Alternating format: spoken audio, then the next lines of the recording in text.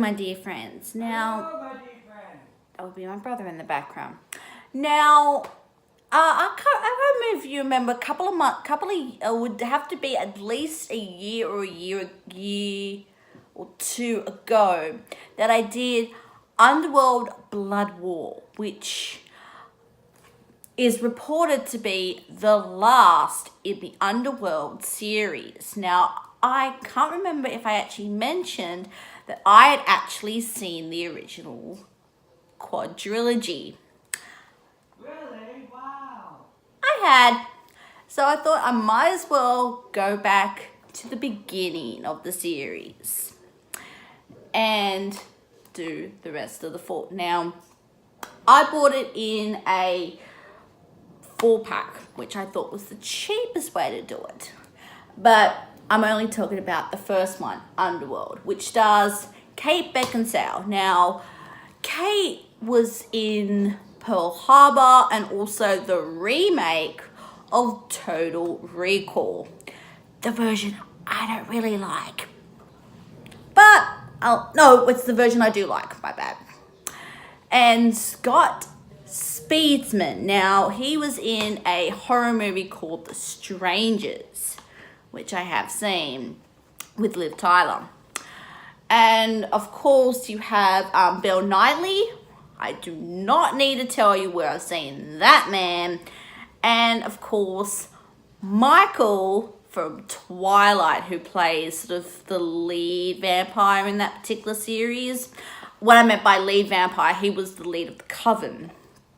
It was really funny that Kate and Michael actually married at one stage, and I was just listening to the commentary. Kate found it really funny that you saw that her daughter was seeing her mum and dad absolutely beat the living crap out of each other. Now, to give you a little backstory, which is actually it's told to us in Rise of the Lycans, where a group of vampires consider the Lycans or werewolves as pretty much their docile servants. One particular Lycan and vampire, played to the hilt by Bill and Michael, absolutely hate each other's guts. Reason? Michael actually fell in love with Bill's daughter, which is heavily shown in Rise of the Lycans, which is number 3 in the series. And because of that love affair, pretty much Lycans and vampires decided they didn't like each other at all, and a war broke out. And Underworld picks up about 1,000 years later, where it's really come to the forefront, where Scott's character is a descendant of the first vampire Lycans. And Michael thinks that if he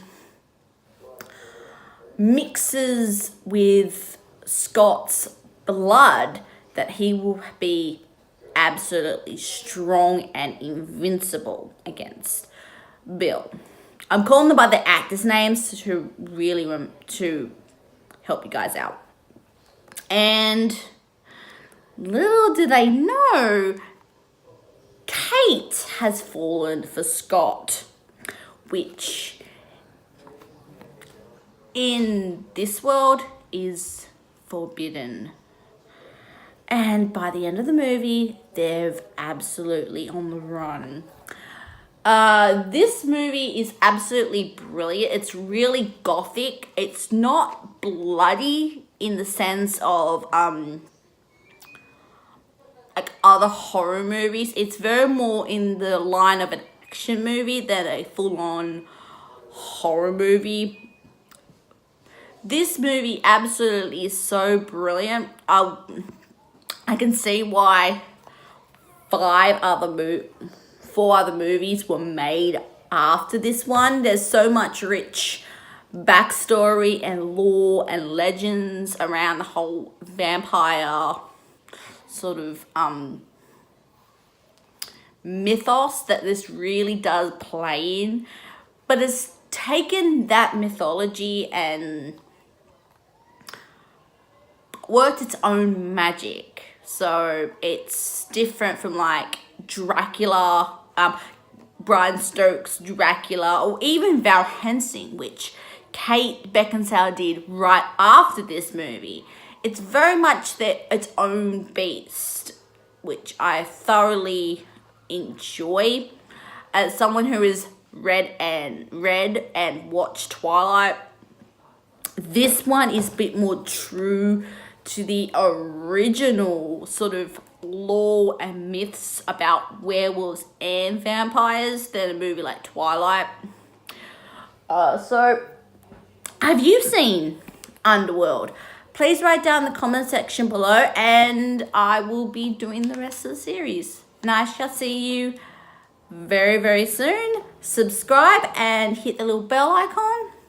That would be very, very appreciated. So see you very soon. Ciao. Ow.